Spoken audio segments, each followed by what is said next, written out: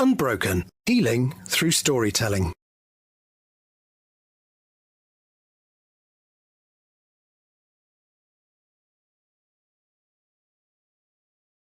Hello and welcome to the podcast show Unbroken, Healing Through Storytelling, the show where I speak to people that have overcome adversity, but they have bounced forward now, not just back, and they are making a difference to other people. And today, my guest is Andrea Martinez. She is an award-winning actress who is originally of Venezuelan descent.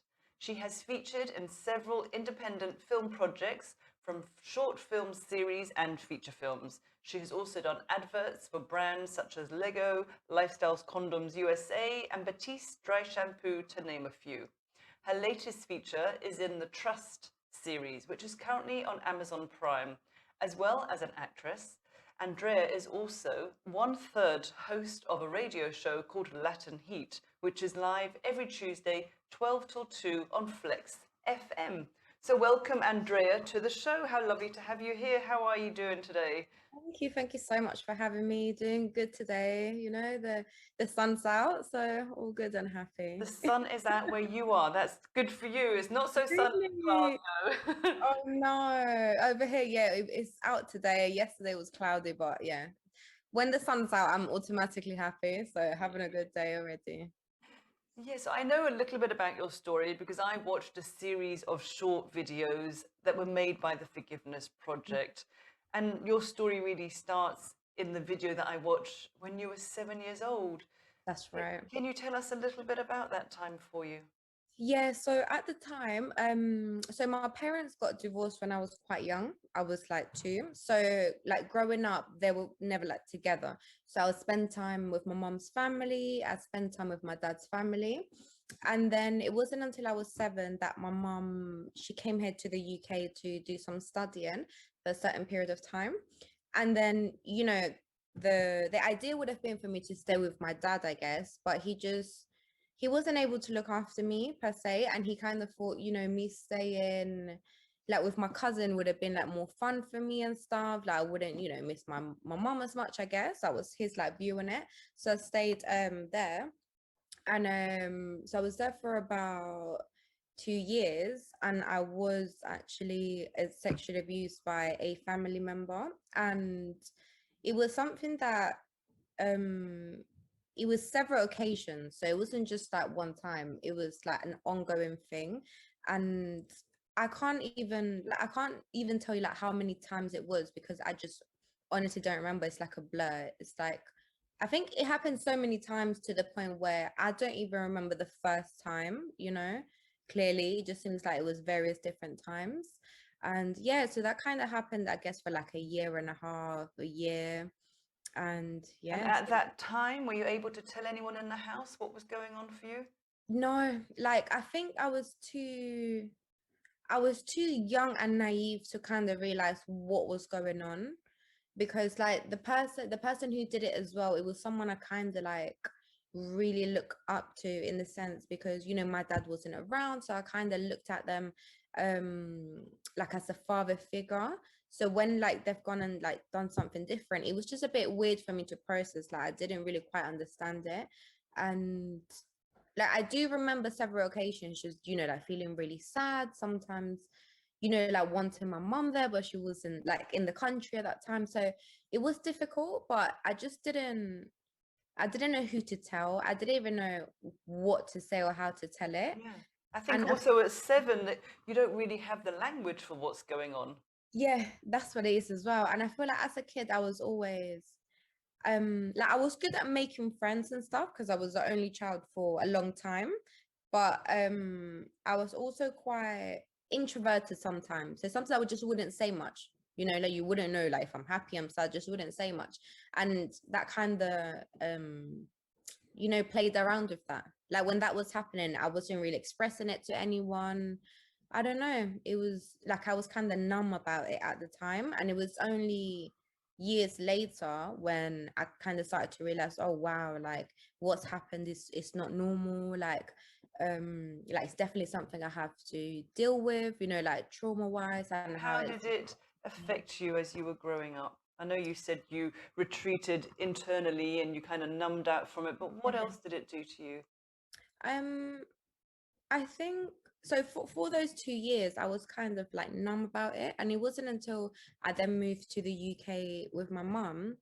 And I think I was about 11, I think 11 when I told my mum about it. And I said, oh, like this has happened. It was actually, there was a film they kept saying, they kept talking about. I can't remember the film, but they kept saying, oh no, Andrea, you can't watch that film because, it's for adults only. And I kept asking, oh, what's wrong with the film?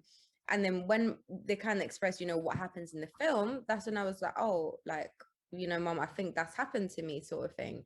And then that's how I was able to open up and tell my mom about Isn't it. that quite an incredible moment that all those things lined up? That they were talking about a particular film that had abuse in, and that's Yeah. where you needed to find your voice. Yeah. It's like, if I don't think, if they never had that conversation, I don't think I would have ever said it there and then. I don't know when I would have said it. It just felt like it was like my cue to kind of say it. I was like, oh, I think that's happened to me, this happened. And then I told my mom about it. And then And how did she respond when she heard what you said? she was really supportive about it, which was really reassuring, and it was good. Like she believed me and she's like, okay, well, she did just make sure to ask if I'm sure, because they're gonna tell the family about it, sort of thing. She said, you sure this is what happened? And so I was like, yeah, this happened. And then we've then called them over, and like at the time I think it was through like webcam call, but just voice call. This is your family in Venezuela. Yeah, Yeah. kind of like tell them what's happened. And yeah, then he denied it. Like he denied everything. He was like, no, like it's a lie, like I've never done that, all this stuff. And then that made me feel really bad, because then you even question your own sanity, Yes. even though it's happened and the person's completely denying it. I was just like, oh my gosh, did I just imagine this? Like, Yes. it's And really, because you spent so many years holding it inside and not wanting to believe yeah, it, then you think, well, maybe it wasn't that bad. Maybe I yeah, did yeah. make it, I just I misunderstood. But no, in your gut, you know. Yeah, exactly. It was just like that. Like I knew. And but yeah, it was just weird to kind of get used to that, because there were like a lot of it's in the family, so it's a bit sensitive, like different family members and stuff. But I do remember It's the ripple effect, isn't it? Of not just accusing the person that did this to you, it's what it does to all the family members, everyone connected to that perpetrator. exactly. And then you have like some family members that believe, some family members that are just, oh no, like, I don't believe it. I do remember when there was a holiday, we went back to Venezuela because my dad lives there. He stayed Hmm. there. And it was a Christmas dinner. And I remember him saying, it's, oh, just come have the Christmas dinner with us. That's like my dad's side of the family. And then my mum was with, her side of the family on that Christmas day. And I remember just saying to my dad, no, like if he's there, I just don't feel comfortable. Like I don't want to sit at the table after this has happened. I've told everyone about it. Then he's here, and then we're just eating like it's normal. I don't feel comfortable. No. And I remember saying countless times that I didn't want to be there. And it's like my dad at the time, he didn't. It's like he didn't believe me, because he was just like, oh, but come on, is it really that bad? Or blah blah. I was like, what do you mean? Is it really that bad? And yes, like What did that do to you to hear your dad just say, come and sit down and have, break bread with this person? yeah, no, it was horrible, because like me and my dad don't really have the best relationship. And back then we didn't as well, because we were just never that close. We never really grew that close bond, me growing up. So the fact that he was then, assuming that I'm lying and just trying to like play it down so much, it sounds bad, but it did make me lose some respect for him. I was like, kind of like, how dare you try to make me go through this? And in the end, I didn't. In the end, I said no, like, and then he dropped me to my mum's house to spend Christmas with them, because I was like, I'm just not gonna do that. Um, but yeah, So it caused a bit of a divide then between the family. Some that were yeah, on your side and some that were on his side. What a horrible place to be, huh? In yeah, the middle. yeah. And then you don't know what like people saying behind your back as well. You don't know which family members believe it or not. So it was really awkward. I guess because I was here in the UK, it wasn't so much that I was there with them all the time to kind of feel that energy.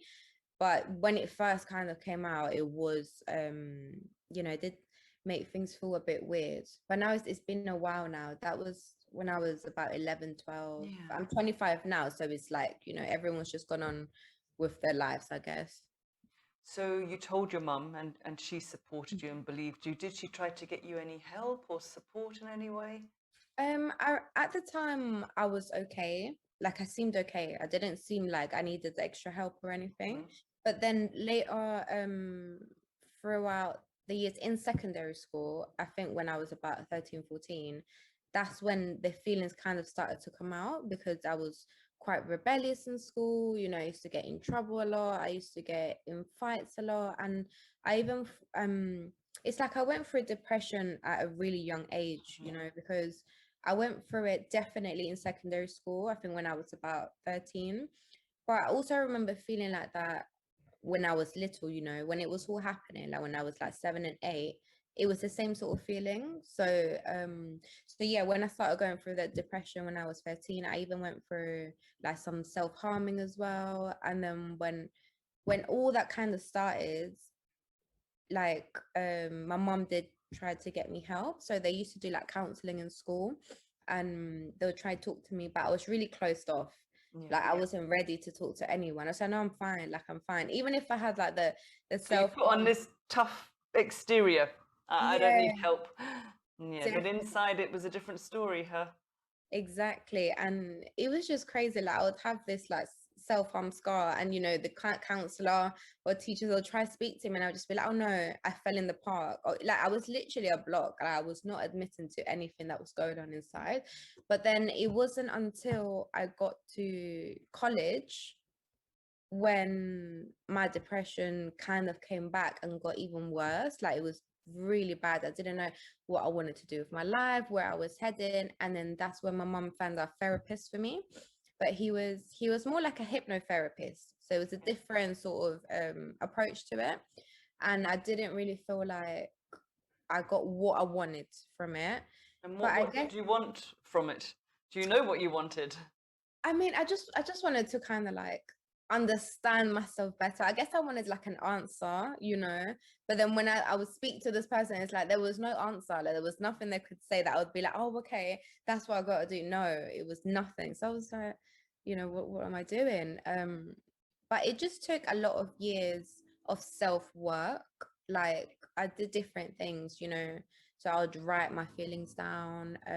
Even with acting helped a lot because it's Mhm. quite And it's why did you decide to become an actress? What was that about? well, it was two reasons. Like one, when I was little, I did really like acting. So I did used to do like my own like short films on like camcorders Mhm. we had back then and make like stories and stuff. But I forgot about that when I moved there because I didn't speak the language fluent. There was like a language barrier. So I really didn't want to do acting. I was like, no way. And Can't then imagine that now that you didn't speak English fluently. Gosh, yeah, it's so weird to so imagine. English. Right?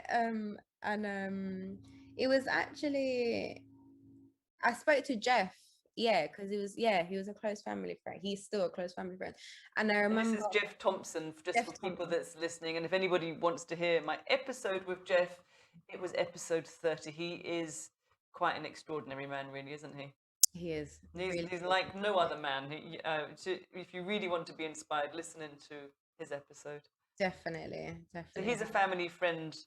Yeah, and he had gone through like a similar experience, not the same, but Yeah. similar thing. So through my depression I was going through, you know, my mom thought, oh, why don't you, you know, speak to Jeff, and maybe you'll get something from that. And it was when I spoke to him that he said, you know, he said it, he put it in a really nice way. He was like, oh, you know, people like us that go through these things, we're special, you know, because now we have this thing that we can use to do good, you know, we can use it as an expression, whether it be art or writing or acting, whatever it may be. And it was then when he asked me, so, you know, do you have any talents? Have you ever wanted to do anything creative? And that's the moment I remembered. I was like, oh yeah, like I always did enjoy acting. I did like acting when I was little, but I just stopped it when I moved it. And that was the push I needed, you know. Then I changed the course I was doing. I was doing like my first year of A levels, and then I changed it for a full time like performing arts, like just acting, straight acting. And it's been that since then. I've just been studying it, and I've been, healing myself through acting as well, through different forms of expression. But it's definitely a work in process, Yes. For me, I don't feel like it's like I get to a point where I'm like, oh yeah, I've healed myself, I'm really good. But then something down the line happens, I get triggered by something else. I'm like, okay, no, I still need to do some self-work here and there. So it's definitely something you keep working on, working through those traumas, you know, those And parents. you're a mummy now, aren't you? Yes, that's right. Yeah. So how is it being a mother, having experienced that as a young child? Now that he's a little bit younger than you were, but now having a young child, what does that do to your protective skills or your mothering skills? Yeah, I'm super protective. Yeah. Yeah, like my mom will tell you, I'm extremely protective. I mean, I didn't know I was quite I used to think I was quite relaxed and not like a control freak or anything until I had my son. Mhm. Now everything, no, it's like everything has to be a certain way. I'm really protective with him to the point that I'm always with him. Like even on my days off, I'm just, I know I just want to be with my son just to make sure he's okay. And especially I think because like when my mom went for that period of time, not just because of the sexual abuse, but I did miss her a lot, and then my dad wasn't there as well. So I Mhm. think because of that sort of feeling I had growing up, I'm really strong on like being really close with my son, if that makes sense. Like I always just want to have him Yeah, around. you don't want to have the same separation that you Yeah, experienced. Yeah. So exactly. that was just in the mix with everything else really for you, wasn't it? Definitely, yeah. Yeah. Yeah. But he's littler though, isn't he? He's only a little toddler if I Oh yeah, he's only 3, so he's gonna be going into reception in September. That as well was that anxiety, so I know he's going into school. What are the other kids Yes. gonna be like, It is hard. I'm a mummy of 3 Mhm. girls. My middle one is the same age as yours, so I'm old enough to be your mum. But when you let them go to school, it's like someone else has influence over them now, and you can't be with them all the time. And it's an exciting time, and for me, it was a very kind of another chapter. Letting go of some, I guess, kind of control. So how do you feel about him going to school? Okay. Just a bit nervous, I guess. I'm a bit nervous. I even said as a joke to my mom, I was like, "Oh, I'm gonna put a body cam on him." So I know everything that's going on, but no, it doesn't work like that in real life. So I'm just a bit nervous, but I'm excited for him to, meet new friends and, to grow and progress for life, I guess. But it does make me a bit anxious, and it makes me feel a bit vulnerable, I guess, Yeah. I guess it's easy to say now, but try not to worry, because right now you're just jumping into your imagination because you don't really know how it's going to be. Because I imagine when he comes running in at the end of the day and, "Mummy, mummy, mummy, guess what I did today?" And you'll see, him just developing into your eyes, in Yeah, front of your eyes. But it's a strange time when you have to let them go and someone else is now influencing them, and you're losing that influence. And I, definitely. I know when you met Jeff, he also spoke to you about his journey with forgiveness, and that's really where I saw your video. It was in the series run by the Forgiveness Project. So you Yeah. managed to come to a place where you forgave the man that abused you, didn't you? Yeah, I mean, it was like it just came at a certain point in my life, so I couldn't force it. Like there was moments where I was like, oh, I should forgive this person for me to able to move on, but I wasn't ready. I was like, no, like what? Why should I forgive this person? Did so and so? No way, I'm not forgiven. And then I can't actually remember like the exact point, but it just came to a point where it just came naturally. It was like, no, do you know what? I forgive this person. And I even just started to see it differently. I was like, if he was able to do this, maybe something similar happened to him when he was a kid. Like, I don't know what that person's been through. Like, I saw it completely different. And the forgiveness was more like it heals you, more than the other person. It's not about telling them, oh, by the way, I forgive you, because they never apologize anyway. No. But it's when you know within yourself that you forgive that person, you set yourself free Yeah. from all that, blaming and just like victimizing. It takes a weight off your shoulders, I guess. That's how I found it when I was able to forgive him. Yeah, so you're saying you don't really need the other person to sit down with you and apologize. It's a decision you can make yourself. Exactly.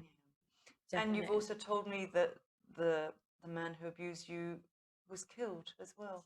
Yeah, that's right. It was very strange because like even like before he was killed, I did have moments where I did want to have a conversation with him to, just kind of say, Face to face. yeah, like how, this made me feel, how this has affected me, just kind of have a conversation about it once I was an adult and was able to address these things. But I never did it, but I knew I could do it, like, I don't know, find them on Facebook or whatever, but I kept just not doing it. So, okay, one day I'll do it. And then they were then killed, which was crazy. It was really random as well.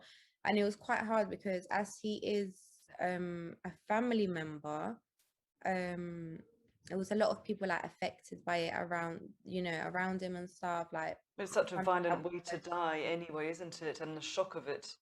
And what those Yeah, vibrations then does to everybody.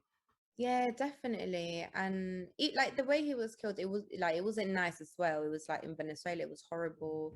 They just like broke into his house. It was really bad. And it was weird saying to some of my family members, like, oh, my condolences and stuff, because some people would have assumed, oh, but you wanted him dead anyway.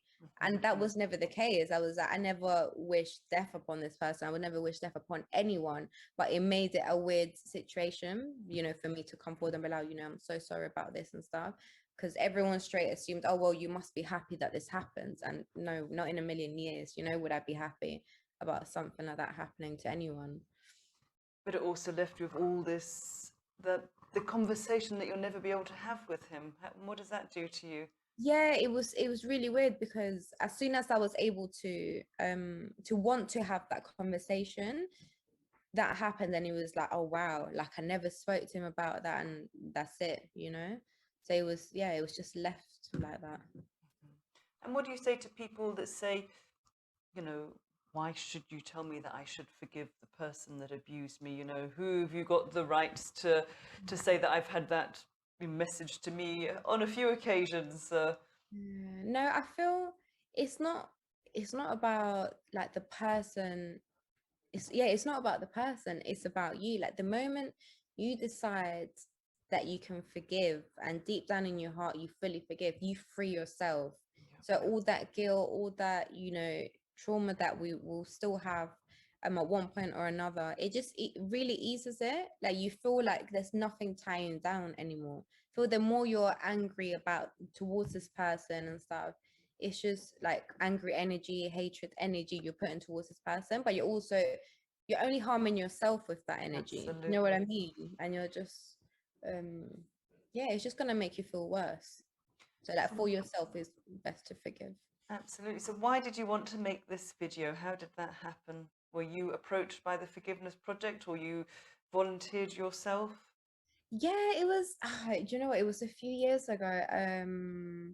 I think Jeff was doing it at the time, and then my mom told me about it, and they were interested to like hear my story about forgiveness, and then yeah, I went ahead and did it. No hesitations there. No, I was like, yeah, I'm ready to talk about this because So I no feel like shame then for you. no. Back at that point, it was all gone. Like any sort of shame, any sort of hatred. I think back then I was a bit more what's the word, scarred by it. So I think back then it's like speaking about it was a bit more difficult or emotional than it is now. I feel like now I've just found a lot of strength, with healing from it and from forgiving as well. And from life itself, because that's just one part of life. As you go through life, Yes. is that more things will happen, and then you have to work through those things as well.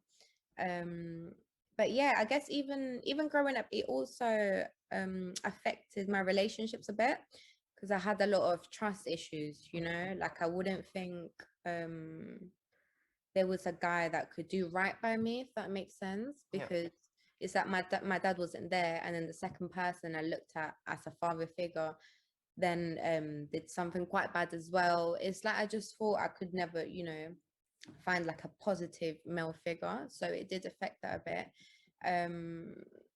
But yeah, I think I've reached a point where I've been able to work for those things a lot now. And were you able then to eventually meet a good, positive man? Yes. Good. That's Good. good Yeah, to no, hear. in the beginning it was like, you know, when you don't know any better, it's like it's like my standards was like here. I didn't know what was any better, but then you just grow and you realize, no, like my standards should be What here. you say is your standards, but it's also your trauma because your world was a safe place and all of a sudden it wasn't a safe place and you were let down by men on more than one occasion. So it makes perfect sense that why should you trust men? Why Yeah. should you feel safe and okay with them? Mm-hmm. That makes perfect sense. So if anybody's listening right now that has been through a similar situation, what would you say to them? Any advice that you would give them to, what really helped you to get through this? I would say, oh, it's a hard one. Hmm. I would say just trust yourself, you know, trust that you've got this and that things do get better. Mhm. And it is a work in progress and it will take a lot of effort, a lot of time, but you've got this. And once you start to work through it, you'll learn so much more about yourself and you'll find a strength within. You know, once you start healing from it, you find that you can actually be so strong. And like we were saying earlier, that you know, people that go through this, we're special, you know, we can use this to help others, we can use this for art expression, for different things, you know. So what would you say your biggest learning out of all of this has been? Wow. I don't know, it's been so much. What's the main thing? I'll be honest, like it sounds really vague, but like keeping positive and like staying in a good energy is what's helped me the most, because I could sit there and be a victim and think to myself, oh, this happened to me, this doesn't happen to everyone, why me, why did I have to go for this, why is it, and sit like that. But that's not going to make me any better. So I found that when you just like resiliency, I guess, when you're just resilient, like the universe works with you, you know. So the more you try to be resilient, the more you work on yourself, the more the universe will help you as well. And it also sounds like choosing not to be a victim. Yeah, choosing not to be a victim, because I've had my things, you know, when it's for me it's been certain occasions it's like I would play victim, or if I was in a relationship or something, I realized that I was like, oh, I tend to play victim quite a lot, and that's something I didn't want to do, you know. So I had to even get myself away from that and just grow and realize that we all go through things, even if we feel like what we've been through is worse than someone else's. The way they've experienced it, they've felt like they've gone through something anyway. So I guess it's just about being more open, Yeah. you know. And I had a guest who said, it's not a pain Olympics because we shouldn't really compare ourselves to other people because it's more about what we do with it, isn't it, rather than what happens to us. Definitely is. So what's next for you? What are you working on at the moment? At the moment, you know, because of the lockdown and stuff, you know, the acting work has gone down a little bit, but I've been doing a lot of radio. So I'm doing Great. the radio show on the Tuesdays. We play a lot of Latino music, a lot of Latino history as well. It's And quite is it in English or it's in in Spanish no, or Portuguese? Spanish. we speak Spanish, but no, it's in English. The show is Okay. in English, Okay. and yeah. So at the moment, just focus with the radio show, writing some things here and there, see if we can make it into a film at some point. But yeah, and just I read a lot as well. You know, for self-help and things like that. I read a lot, meditate a lot. Meditation helps me a lot as well.